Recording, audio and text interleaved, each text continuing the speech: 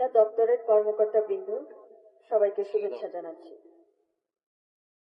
আজকের এই দিনের শুরুর সময়টি আমাদেরকে মনে করিয়ে দেয় একটি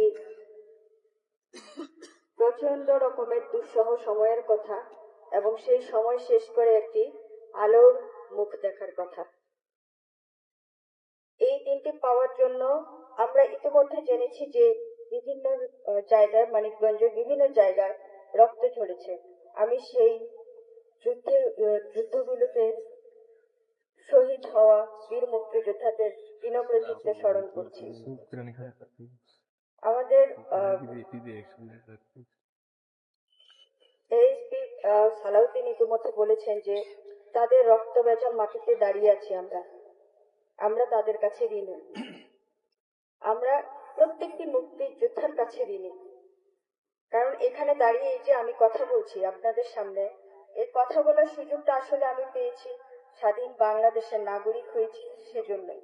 এবং এই স্বাধীনতার জন্য আপনাদের যে ত্যাগ, যে অক্লান্ত পরিশ্রম এবং রক্ত, সেই জন্য আমরা যদি বারবার করেও ঋণ স্বীকার করি, সেই ঋণ স্বীকার আসলে শেষ হবে না। আমরা সালাউদ্দিনের মতো আমিও বলতে চাই যে আমরা আমাদের কাজের মাধ্যমে সেই ঋণ পরিশোধের চেষ্টা করব। আমরা আজকে প্রতীকীভাবে এখানে মোম জ্বালিয়েছি। এই মোমের আলোটা আসলে আমরা আমাদের প্রত্যেকের হৃদয়ে জ্বালাতে চাই। আমরা চাই যে আমাদের প্রত্যেকের হৃদয়ে একটি ন্যায়ের শিখা জ্বলুক, যে যেন আমরা অন্যায়কে অন্যায়, ন্যায়কে ন্যায় বলতে পারি, এবং যেটি সঠিক, যেটি স্বচ্ছ, যেটি সুন্দর, সেভাবে আমরা কাজ করতে পারি। আপনারা আমাদের অভিভাবক, আমরা যারা সরকারি কর্মকর্তা বৃন্দ আছি, আপনাদের এলাকায় খুব কম সময়ের জন্য আসি, দায়িত্ব পালন করতে আসি, কিন্তু আমরা আপনাদেরই সন্তান।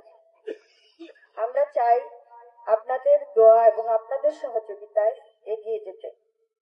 আমি আশা করব দেশের এই চরম ক্রান্তিকালে আপনাদের সহযোগিতায় আমরা সবাই মিলে একটি সুন্দর বাংলাদেশ গড়ে তুলতে পারব।